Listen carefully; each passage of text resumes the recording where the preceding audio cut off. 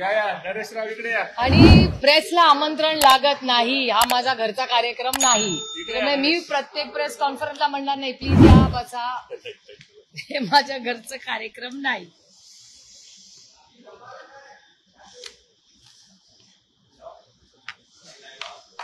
Live आहे मी.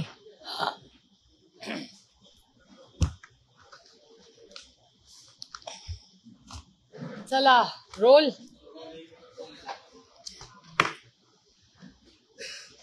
नमस्कार. आज आपण सगळ्यांनी सकाळचा वर्तमानपत्र वाचलंच असेल. सकाळच्या वर्तमानपत्रात गेले 2.5 वर्ष, 2.5 ते 3 वर्ष जी गोष्ट मी वारंवार बोलते ती आज नीती आयोगने कबूल केली. माय स्टँड इज विंडिकेटेड. 2.5 ते 3 वर्ष सातत्याने FRBM act, fiscal deficit management ज्याला म्हणतात. आता तुम्ही म्हणाल फिस्कल डेफिसिट मॅनेजमेंट म्हणजे काय? जेव्हा घरात 500 रुपये येतात, आपण त्यातले 450 खर्च करतो, 50 रुपये राहतात. ती जी गॅप आहे, येणारे पैसे खर्च होणारे पैसे, घरात जर 500 रुपये आले आणि 750 रुपये खर्च केले तर मधलं जे डेफिसिट असतं, हे जे मॅनेज करायचं असतं, येणारा म्हणजे कमवणारे पैसे आणि खर्च करणारे पैसे ह्याच्यातली जी गॅप असते त्या मॅनेजमेंटला फिस्कल डेफिसिट मॅनेजमेंट म्हणतात.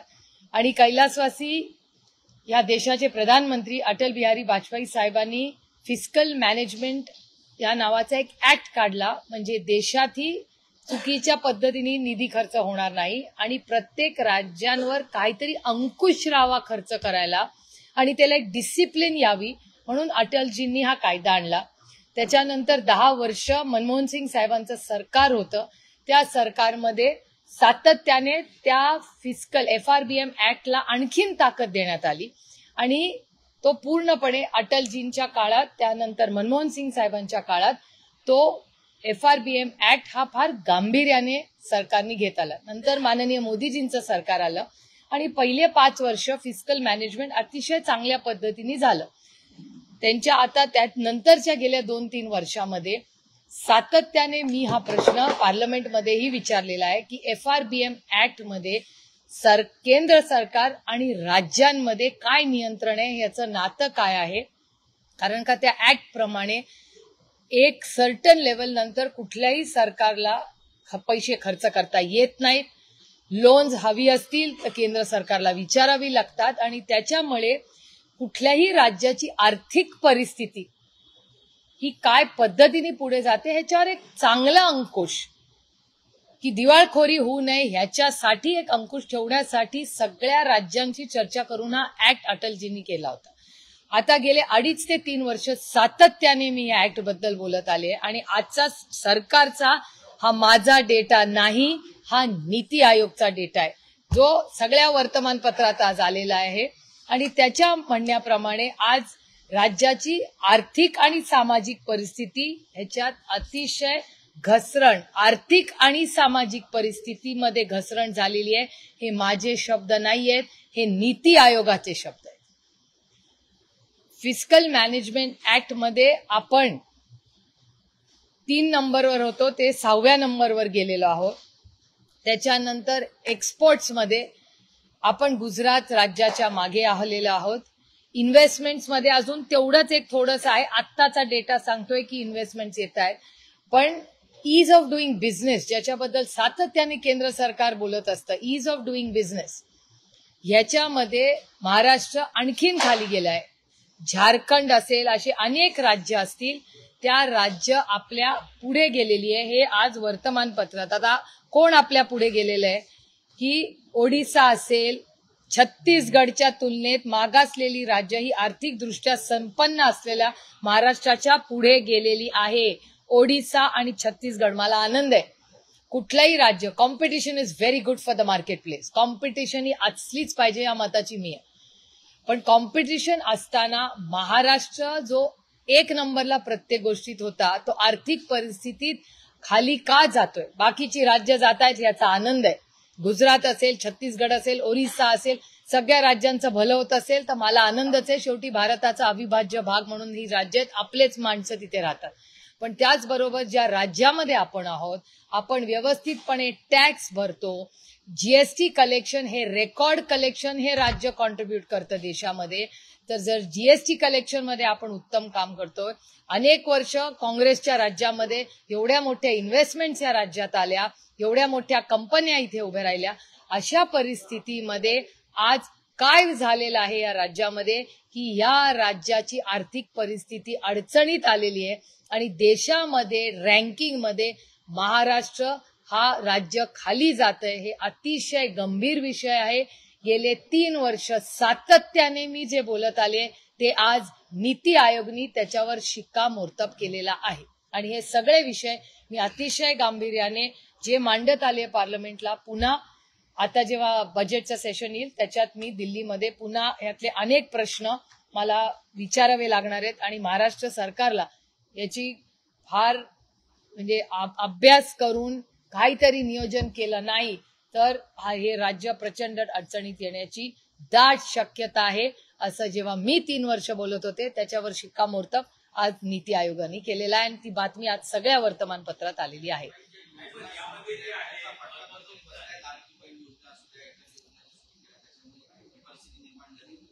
याचा एक व्हाईट पेपर काढला पाहिजे सरकारने आणि सरकारने आपल्याला सांगितलं पाहिजे. आपण सगळे तिथे बसलो, we are all tax paying, आपण सगळे नागरिक आहोत राज्याचे. आपल्याला सरकारला उत्तर द्यावं लागेल कशामुळे ह्यांचं मॅनेजमेंट का गेलं याचं उत्तर सरकारला द्यायला लागेल ना. अनेक कारण आहेत त्याच्यात. Clearly it's mismanagement. एक मिनिट, पहिलं फिस्कल मॅनेजमेंट संपूया, मी तो या विषयावर येणार आहे. हा खूप गंभीर विषय आहे. हा विषय झाला पुढे तरच बाकीचे विषय राहतील.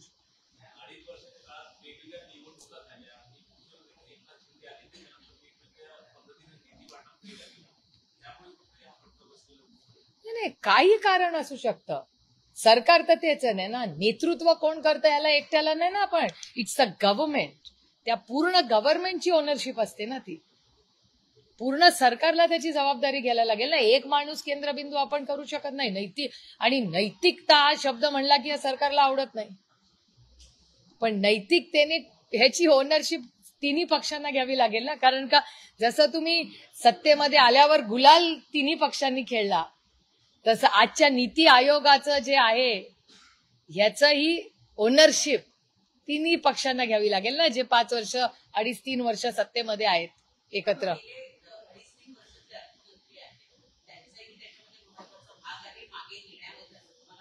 It's a team work. एक टीम कसं फिस्कल मॅनेजमेंट. आणि खरं तर मला विचाराल तर फायनान्स मिनिस्ट्रीचे मी तुमच्याच सगळ्यांच्या चॅनलवर अनेक वेळा ऑब्जेक्शन्स पाहिले, पण ते कॅबिनेटमध्ये ओव्हररूल झालेले. त्याच्यामुळे फायनान्स मिनिस्ट्रीनी आणखीन असर्टिव्ह राहायला हवं होतं का, हा एक विचार करण्यासारखा मुद्दा आहेच ना. शक्यता नाकारता येत नाही. कारण का जेव्हा कॅबिनेटमध्ये फायनान्स मिनिस्ट्री ऑब्जेक्शन्स घेत होती, त्यांनी का नाही रेटून सांगितलं की नाही, हे नाही व्हायला पाहिजे, उद्या फिस्कल मॅनेजमेंटचं खूप मोठी अडचण होईल. आणि तेव्हा ते ओव्हररूल झालेले आपण सगळ्यांनीच पाहिले, तुम्ही स्वतः ते रिपोर्ट केलेले. त्यामुळे हा विषय अतिशय गंभीर आहे.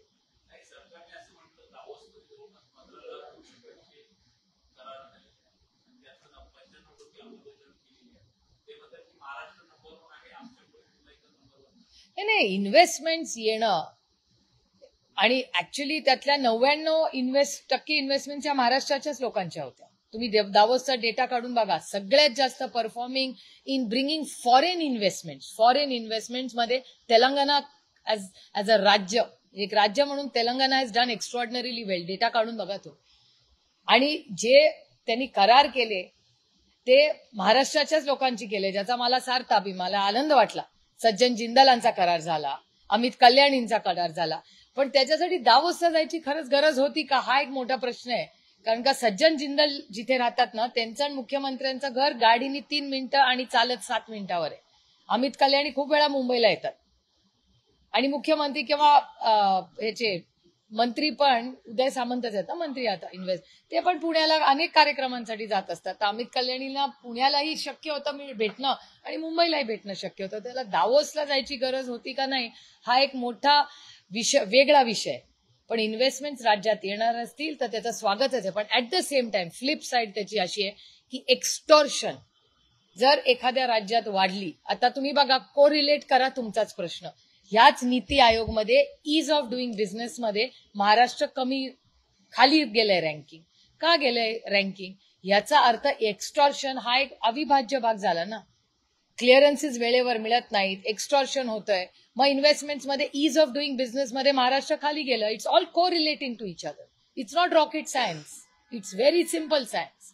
ए is equal to B is equal to C. तुम्ही को रिलेट करून बघा ना, ते क्रोनॉलॉजी बघा सगळ्याची.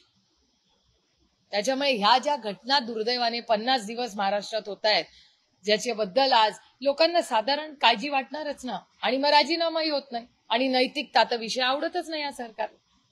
मग इन्व्हेस्टमेंट जेव्हा येतात तेव्हा एक्स्टॉर्शन करणाऱ्या राज्याला इन्व्हेस्टमेंट्स आत्ता एक नंबरला ते क्लेम करतायत, पण हा एक मोठा प्रश्नचिन्ह आहेच ना. आणि बाकीची राज्य ईज ऑफ डुईंग बिझनेसमध्ये, बाकीची राज्य आपल्या पुढे, ज्याच्यात महाराष्ट्र ईज ऑफ डुईंग बिझनेसमध्ये देशात एक नंबरला होता. मग का वाय वी स्लिप्ड? याचं पण आत्मचिंतन करायला पाहिजे. आणि हे सगळे मी गेले 2.5 ते 3 वर्ष बोलतेय.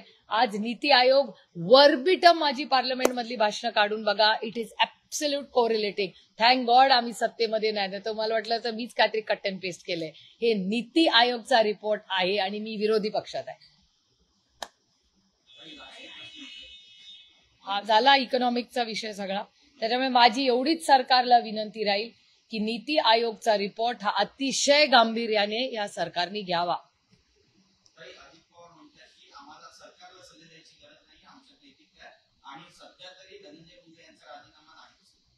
तो त्यांचा शेवटी त्यांच्या पक्षाचा तो निर्णय आहे.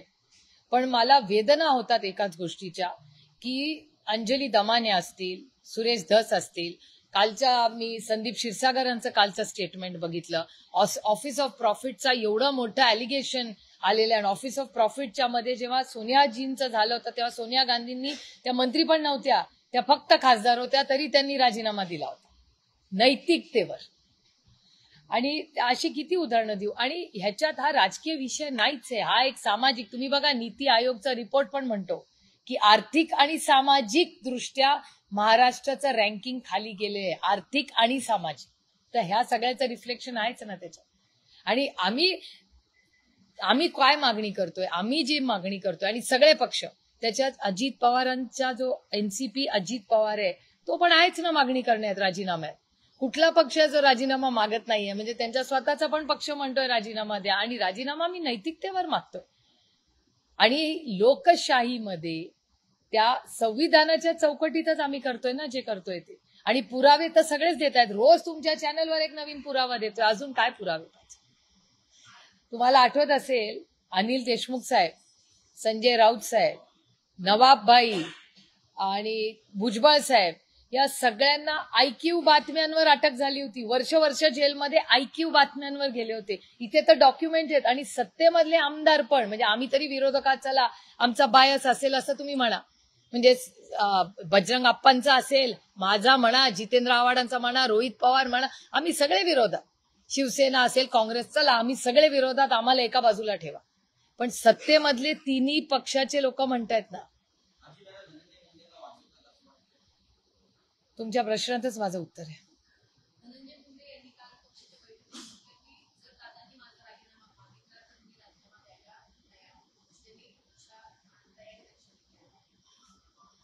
मला अशा गोष्टी को रिलेटच होत नाही. मी एखाद्या पक्षात जर काम करत असेल आणि 50 दिवस माझ्यामुळे रोज पक्षाची हेडलाईन होत असेल ना, तर नैतिकतेने मी पहिल्याच दिवशी पक्षाला सांगितलं असतं, हा माझा राजीनामा, मी पक्ष वाढवायला इथे आलेली आहे, पक्षाला अडचणीत आणण्यासाठी नाही. माझ्यामुळे जर रोज हेडलाईन होत असेल तर मी एक पाऊल मागे घेते, माझी इन्क्वायरी घ्या. आणि जर दूध का दूध पाणी का पाणी हे मी केलं असतं.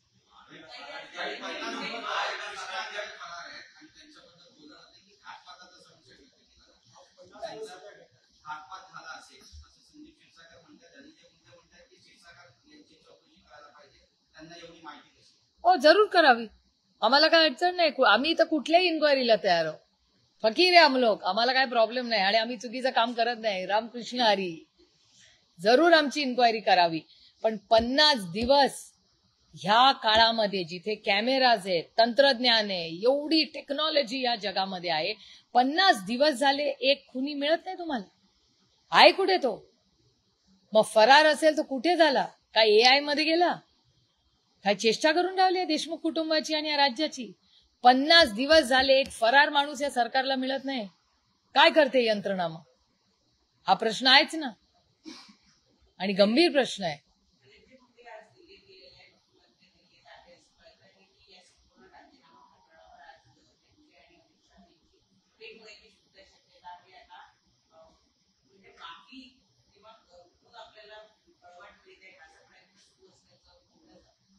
मला याची काय माहिती नाही. इट्स नॉट माय बिझनेस इधर. माझा लिमिटेड पॉइंट आहे की 50 दिवसापूर्वी या राज्यातल्या एका मुलाची हत्या झाली.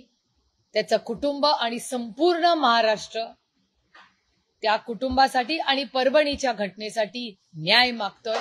या सरकारनी नैतिकता ठेवून या दोन्ही कुटुंबाला आणि महाराष्ट्राला न्याय द्यावा, एवढीच आमची मागणी आहे. बाकी आमची काहीही मागणी या सरकारकडून नाही, फक्त न्याय मिळावा.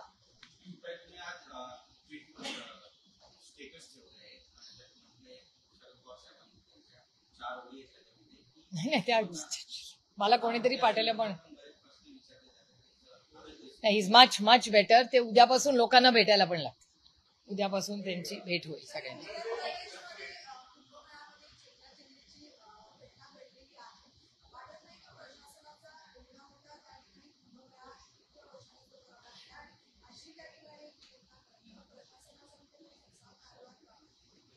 मला सांगता येणार नाही, कारण का माझा या विषयाचा अभ्यास लिमिटेड आहे. तुमच्याचकडून जे टीव्हीवरनं कळतं एवढ्यावरनच. पण एक गोष्ट बघितली मी, निरंजन देवीजींचं स्टेटमेंट पाहिलं. निरंजन देवी ह्या माझ्यावर अनेक वर्ष खासदार होत्या, मंत्री होत्या. त्यांचं स्टेटमेंट तुमच्याच चॅनलवर आज आलेलं आहे की सरकारचा म्हणजे उत्तर प्रदेशच्या सरकारचं मिसमॅनेजमेंट आहे, हे आर्मीला तुम्ही मॅनेजमेंट द्या, असं निरंजन देवी ज्या भारतीय जनता पक्षाच्या मंत्री होत्या मागच्या सरकारमध्ये, त्यांचं स्टेटमेंट आलंय. त्या स्वतः तिथे आहेत, त्यामुळे कदाचित त्यांच्या स्टेटमेंटमधून काहीतरी माहिती आपल्याला मिळाली असावी. जर निरंजन देवीच म्हणतायत की मिसमॅनेजमेंट आहे, ज्या स्वतः तिथे आहेत, भारतीय जनता पक्षामध्ये मंत्री होत्या, तर जर त्याच जर म्हणत असतील तर शिक्कामोर्तब झालंच आहे ना त्याच्यावर.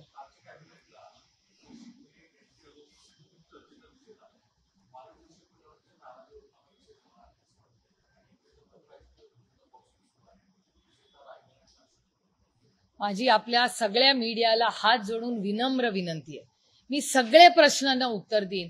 मला पालकमंत्री पदावर खरंच विचारू नका, माझी हात जोडून विनंती. बाकी कुठलाही प्रश्न विचार, मी म्हणजे माझे पर्सनल लाईफचे विचारले तरी चालेल, पण पालकमंत्र्यांवर विचारू नका. कारण का माझा या विषयाचा अभ्यास खूप कमी आहे, हे मी प्रांजळपणे कबूल करते. ती पोस्ट कॉन्स्टिट्युशनल आहे का नॉन कॉन्स्टिट्युशनल आहे हे ह्याच्यावर कधीतरी वेगळी आपण चर्चा करू शकतो. पण या राज्यामध्ये जेव्हा महागाई, बेरोजगारी, भ्रष्टाचार एवढं मोठं आव्हान, फिस्कल डेफिसिटचा एवढा मोठा नीती आयोगचा रिपोर्ट आलेला आहे, संतोषच्या आज हत्येला 50 दिवस झालेले आहेत, फरार आहे अजून त्यातला एक कोणी, सोमनाथला अजून न्याय मिळालेला नाहीये, अशी भयानक परिस्थिती असताना जर सरकारच्या कॅबिनेटमध्ये जर पालकमंत्र्याबद्दलच वादविवाद होत असतील तर खरंच बाबा रामकृष्ण हरी. माझी म्हणजे मी याबद्दल दिलगिरी व्यक्त करते की ह्या प्रश्नाचं उत्तर मला देणं अशक्य आहे.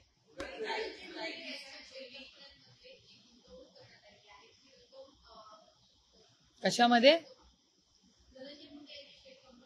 Shell companies.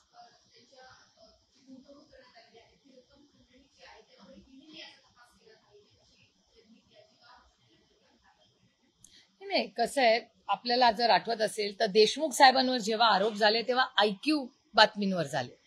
ह्याच्यामध्ये अवधा नावाची कंपनी आहे, अवधा कंपनीच्या मालकानीच स्वतः, मालक नाही तिथल्या एम्प्लॉईनी FIR केलेला आहे, ज्याच्यात त्यांनी स्वतः म्हणलेलं आहे की आमच्याकडून एक्स्टॉर्शन करण्यात आलं. या देशामध्ये PMLA ऍक्ट जेव्हा आणला तो मनमोहन सिंग साहेबांनी आणला, आणि त्याच्यात PMLA ऍक्ट मध्ये एक्स्टॉर्शन हा या देशात गुन्हा आहे, तो लागला तर ED लागते तुमच्यावर. तर जर वाल्मिक कराड अंवर हा आरोप आहे, ज्याचा FIR आहे, त्याच्यात एक्स्टॉर्शन शब्द वापरलेला आहे, तर मग ED is the but obvious ना, म्हणजे त्याची याचिकेची गरजच नाही. इट इज ऑब्व्हियस ईडी आतापर्यंत जर आयक्यू बातमीवर देशमुख साहेबांवर, संजय राऊत साहेबांवर, नवाब मलिकांवर आणि भुजबळ साहेबांवर ईडी लागली, ते आयक्यू गोष्टींवर डॉक्युमेंट्स पण नव्हते. इथे तर डॉक्युमेंट्स आहेत.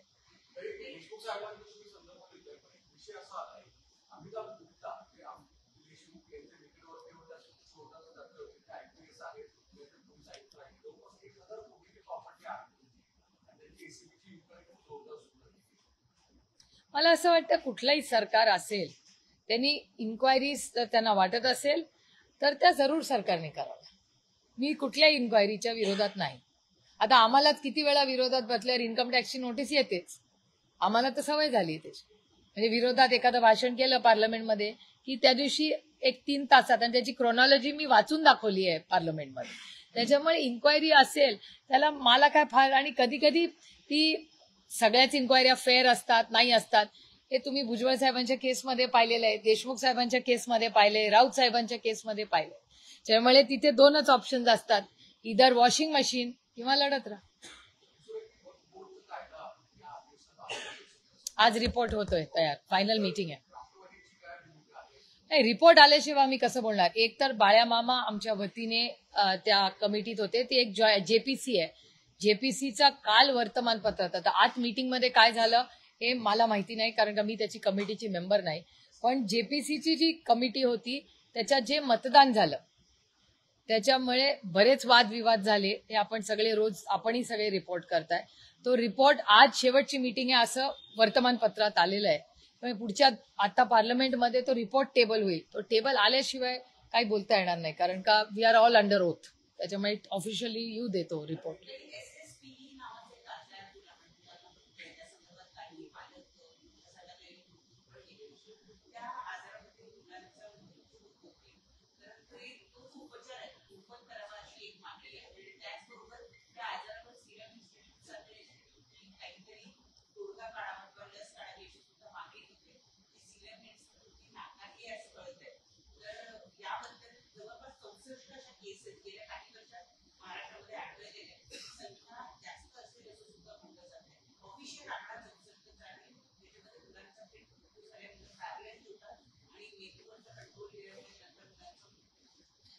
व्हायरस म्युटेशन हा खूप गंभीर विषय आहे. पण व्हायरस हा कंटिन्युअसली म्युटेट होत असतो. त्याच्यामुळे आता ह्याचा अभ्यास किती झालेला आहे हा सिरम इन्स्टिट्यूट किंवा तज्ज्ञांकडूनच आपल्याला कळेल. तुम्ही जो प्रश्न विचारलाय तो जरूर तिथल्या टेक्निकल लोकांशी मी बोलून याचं उत्तर देईन. पण आता पुण्यामध्ये जे आजार चालले त्याबद्दलच मी आज आरोग्यमंत्री आणि माननीय मुख्यमंत्र्यांना ट्विटही केलेलं आहे कारण का माझा स्वतःचा मतदारसंघ खूप इफेक्टेड आहे.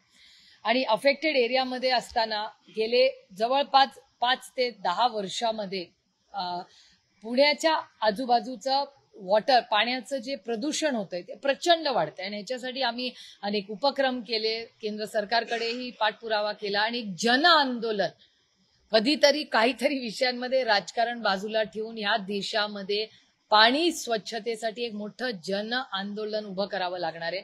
मला आठवतं हर घर जल नावाचा एक खूप चांगला उपक्रम केंद्र, मी तेव्हा कौतुकी त्या स्कीमचं केलं होतं. काय त्याचं नाव, जलजीवन मिशन मध्ये त्या कार्यक्रम तो केंद्र सरकारने सुरू केला. I am not taking away from the intention of the government, पण जल जीवन मिशन, मला खूप दुःख होतंय हे बोलताना, पण जल जीवन मिशन ज्या अपेक्षेने जेवढा निधी जल जीवन मिशन मध्ये टाकला त्याचा इम्पॅक्ट तेवढा या देशात झालाय का हा एक मोठा प्रश्न आहे. माझ्या स्वतःच्या मतदारसंघात ज्या भागाची लोकप्रतिनिधी म्हणून मी काम करते, जल जीवन मिशनच्या अनेक ठिकाणी पैसे आलेले आहेत, निधी पडलेला आहे, पण घरात नळ नाही गेलेला किंवा सोय झालेली नाही. आणि त्याच्याच बरोबर या जल जीवन मिशनचं एक्सटेन्शन म्हणजे प्रदूषित पाणी होतं. त्याच्यामध्ये काय पुढे झालं, करोडो लाखो करोडो रुपये त्या जल जीवन मिशन मध्ये गेले. खरंच नळ आले का, खरंच प्रदूषण कमी झालं का, प्रत्येक घरात नळ पोळला का, हे खूप म्हणजे आम्ही ऑल पार्टी मीटिंग्स, आणि हा फक्त माझा विषय नाहीये, सगळ्याच पक्षाचे इन्क्लुडिंग भारतीय जनता पक्ष, आज माननीय CR पाटील त्याचे मंत्री आहेत, मागच्या सेशनमध्ये CR पाटलांना आम्ही विनंती केली होती की प्रत्येक मतदारसंघाचा तुम्ही प्लीज आढावा घ्या की पैसे वाया जाऊ नये, हीच आमची याच्या मागची भूमिका.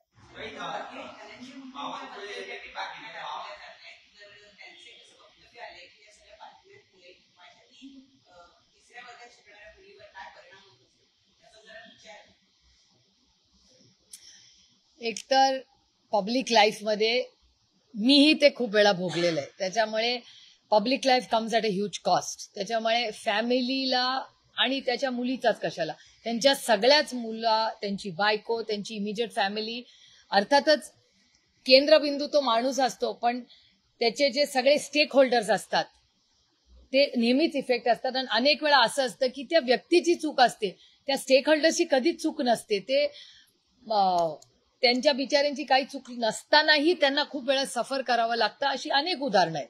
अनेक वेळा माझ्या वडिलांवर आरोप झाले, माझ्यावर आरोप झाले, आणि त्याचा इम्पॅक्ट मी लहान असताना माझ्या वडिलांवर झाले तेव्हा माझ्यावर, किंवा माझ्यावर झालेले काही कॉमेंट्स असतील ते माझ्या मुलांवर. It comes at this is a price you have to pay for politics. पण मला एक गोष्ट खूप प्रांजळपणे म्हणायची आहे की काल मी त्यांचा तो व्हिडिओ तुमच्या ह्याच्यावर पाहिला, त्यांच्या मुलीबद्दल, त्यांच्या मुलांबद्दल आणि बायकोबद्दल. मला अतिशय संवेदनशील आहे मी. त्यांची बायको राजश्री एक अतिशय चांगली महिला आहे, तिच्याबद्दल माझ्या मनात फक्त प्रेम आणि आदर आहे. त्यांच्या लहान मुलांचा या कशाची काही संबंध नाही. पण जेव्हा ते हे वाक्य बोलत होते, मला त्यांना एकच प्रश्न विचारायचा होता की तुम्ही तुमच्या मुलीबद्दल बोलता, हे अतिशय योग्य आहे ते स्टेटमेंट, पण हे स्टेटमेंट करत असताना संतोषच्या मुलांचा एकदा जरी विचार केला असता तर मला जास्त आनंद झाला असता.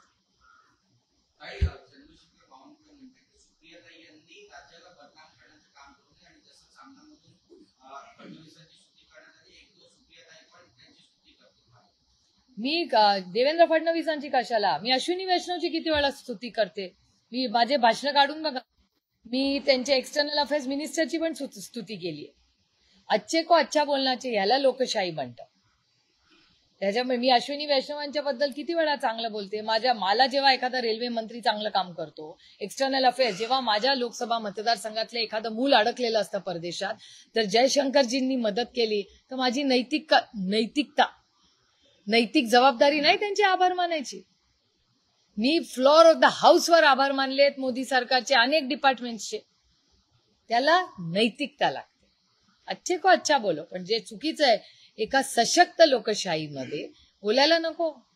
आणि जेव्हा देवाभाऊंचं तर मी कौतुक केलंच होतं, जेव्हा ते एकटे काम करत होते, सगळे कुठे कुठे बाहेरगावी परदेशी गेले होते, तेव्हा मी काय म्हणले होते की देवेंद्र फडणवीस हे एकच वन मॅन शो चाललाय महाराष्ट्रामध्ये.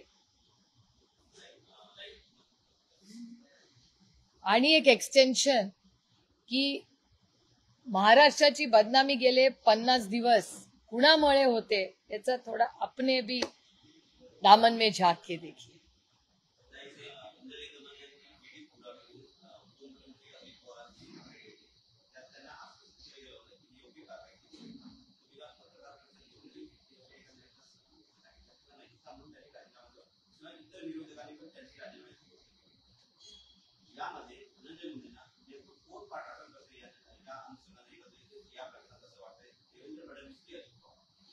One and the same thing ना. सरकार नाही, ओनरशिप पूर्ण सरकारनेच घेतली पाहिजे. 3 पक्षाचं सरकार आहे ना, मग ओनर्स चांगलं असेल तर सगळ्यांनी घ्यायचं आणि वाईट असेल तर एकानीच घ्यायचं, असं होत नाही ना.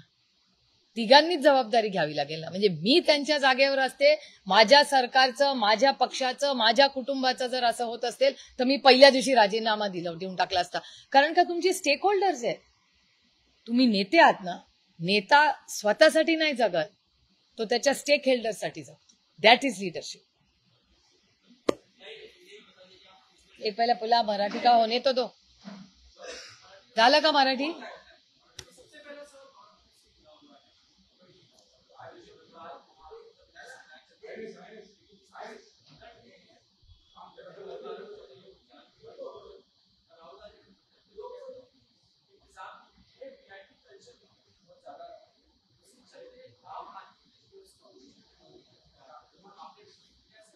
नहीं, आपने देखा होगा, आप ही के चैनल पे मैंने देखा है कि निरंजन देवी जी, जिनको मैं बहुत अच्छी तरह जानती हूँ, मेरे साथ सांसद भी रही है, हमारा केंद्र सरकार में मंत्री भी रही है, उन्होंने मांग की जो खुद वहां कुंभ मेले में है. तो निरंजन ज्योति जी ने ऐसा कहा है कि यहाँ प्रशासन का जो काम है वो ठीक नहीं हो रहा है और यहाँ आर्मी या मिलिट्री को लाया जाए, ऐसा निरंजन देवी जी कह रही है जो वहां है. तो अगर जिन्होंने निरंजन दोटी जी ने जो सांसद रही है भारतीय जनता पार्टी से, वो खुद वहां है, उनको अगर ग्राउंड रिपोर्ट ऐसा हो तो सच ही होगा ना।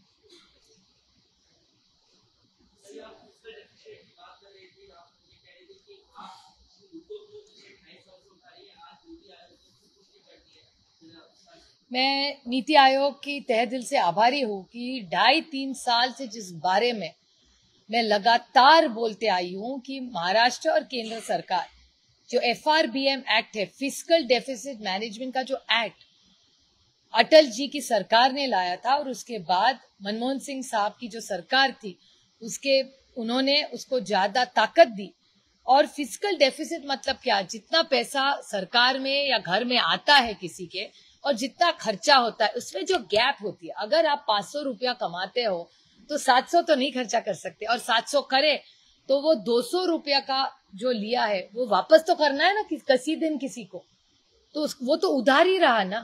तो ये जो मैनेजमेंट होता है उस सबको जितना पैसा आया और खर्चा किया उसको फिस्कल मैनेजमेंट कहते हैं। जो बीच का पैसा होता है जो आया और खर्चा किया उसको मैनेजमेंट को फिस्कल डेफिसिट मैनेजमेंट कहते हैं। और ये सारे पैसे के मैनेजमेंट में, ये बहुत मैं सिंप्लीफाई करके आपको समझा रही हूँ, और ये जो मैनेजमेंट है, मैं 2.5 साल से महाराष्ट्र सरकार को कहती आ रही हूँ लगातार कि फिस्कल मैनेजमेंट का जो डेफिसिट है वो बढ़ता जा रहा है।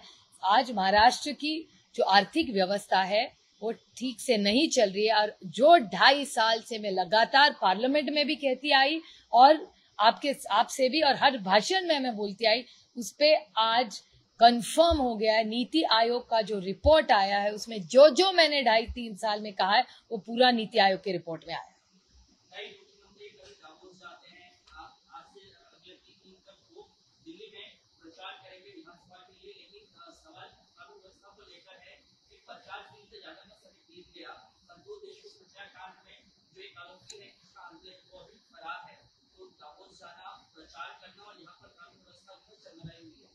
ये जो नीति आयोग का रिपोर्ट है उसमें उन्होंने कहा है महाराष्ट्र आर्थिक और सामाजिक में पीछे रह गया। तो ये तो नीति आयोग जो हम सब कह रहे हैं वो तो कंफर्म कर रहा है। और 50 दिन से एक आदमी फरार है, 50 दिन से। क्या कर रही है सरकार, कोई जवाब दे मुझे। 50 दिन से आरोप रोज हो रहे, रोज लगातार आरोप लग रहे।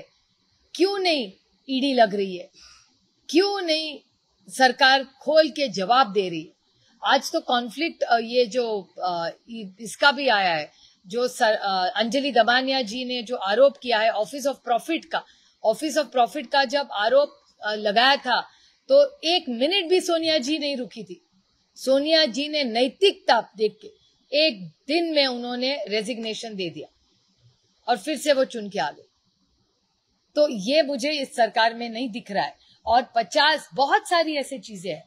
मैं पूछना चाहती हूँ सरकार को, जब अनिल देशमुख साहब, छगन भुजबल साहब, संजय राउत साहब, नवाब मलिक भाई, इन सब का जब कोई ना कोई आरोप हुआ, ईडी लगी, उनको जेल जाना पड़ा। यहाँ तो 50 दिन से रोज जो सत्ता में भी है विपक्ष में भी है, सारे रोज प्रूफ दिए जा रहे हैं, लेकिन कोई एक्शन इस सरकार नहीं ले रही है। बहुत सारे लोगों को जो इसमें इन्वॉल्व हो सकते हैं, जिन पे आरोप लगे हुए हैं।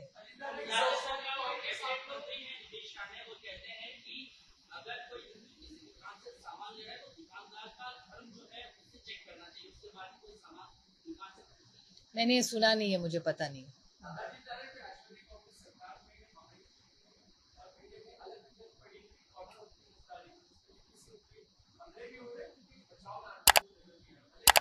ये बचाव का है ही नहीं, ये नैतिकता की बात है। अगर मैं खुद का मैं बोलती हूँ, अगर मैं एक पार्टी में थी, अगर मंत्री हूँ, जिम्मेदारी तो होती है ना। 50 दिन से रोज पार्टी का नाम हेडलाइन में रोज आ रहा है, खून के आरोप हो रहे, बलात्कार के आरोप होते, महिलाओं की किडनैपिंग के आरोप हो रहे, एक्सटॉर्शन का आरोप है। ये कोई अच्छी बात है? किसी भी एक सशक्त लोकतंत्र में इसको गुंडागर्दी कहते हैं। ये गुंडागर्दी रोज एक मंत्री के नाम है और उनके अगर बगर वालों के आ रही है, उनका कॉन्टैक्ट्स जो पेपर्स डॉक्यूमेंट्स देखे, उनकी पार्टनरशिप है। ये मैं नहीं कह रही हूँ, ये सारे चैनलों पे आ रहा है और प्रूफ आ रहा है। इसके बाद भी सरकार कोई एक्शन नहीं लेगी, इंक्वायरी आगे नहीं जाएगी। ये कौन सी नैतिकता है? ये कौन सा न्याय है कि लोगों को अगर न्याय नहीं मिले तो कोर्ट जाना पड़ेगा हर चीज के लिए?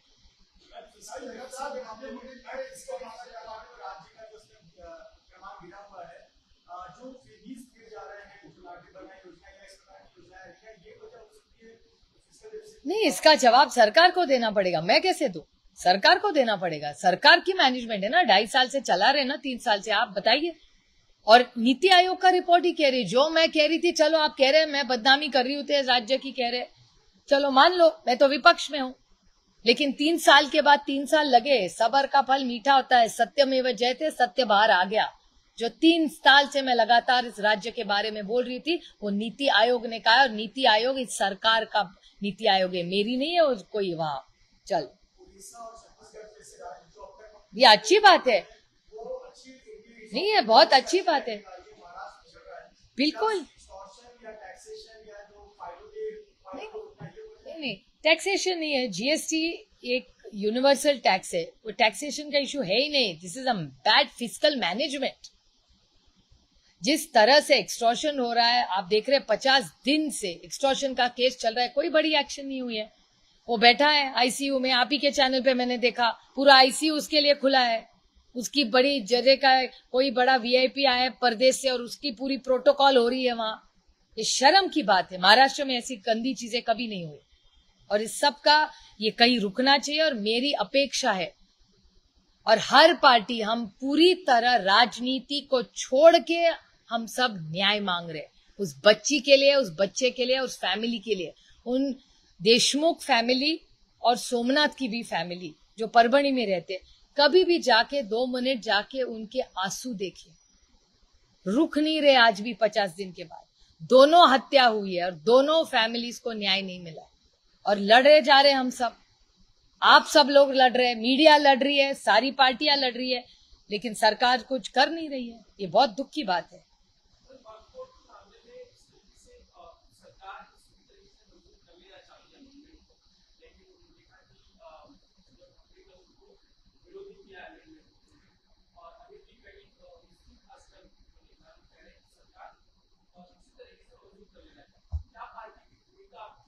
हमारी तो बाला मामा, हमारे जो सांसद है, वो वक्फ बोर्ड के मेंबर है। वो जो रिपोर्ट आएगी वो 2-4 दिन में बाहर आएगी। जो अमेंडमेंट्स आए वो everybody is under oath, so जब तक टेबल नहीं होती रिपोर्ट, कुछ कहना ठीक नहीं होगा। लेकिन जब रिपोर्ट आएगी, पार्टी उसका स्टैंड बोलेगी। हम रिपोर्ट के लिए रुके हुए नहीं, हम बहुत दुखी रहे, क्योंकि एक सशक्त लोकतंत्र में जिस तरह से ऑपोजिशन की आवाज दबाई जा रही है, हमें बहुत दुख हुआ। हमारी बहुत से जगदम्बिका पाल जी हमारे बड़े पार्लियामेंट के वरिष्ठ नेता रहे, बहुत सालों ने उन्हें पार्लियामेंट में काम किया है। मैंने उनके साथ बहुत साल कांग्रेस में काम किया, ओरिजिनल कांग्रेस के है वो। कांग्रेस में बहुत साल हम साथ में काम किया है। जगदम्बिका पाल जी, उनके भाषण हम बड़े प्यार से और आदर से सुनते आ रहे, लेकिन जिस तरह से उन्होंने यहाँ किया, हमें बहुत दुख हुआ। एक लोकतंत्र में ये शोभा नहीं देता। और जगदम्बिका पाल से हमें बहुत ज्यादा उम्मीदें थी।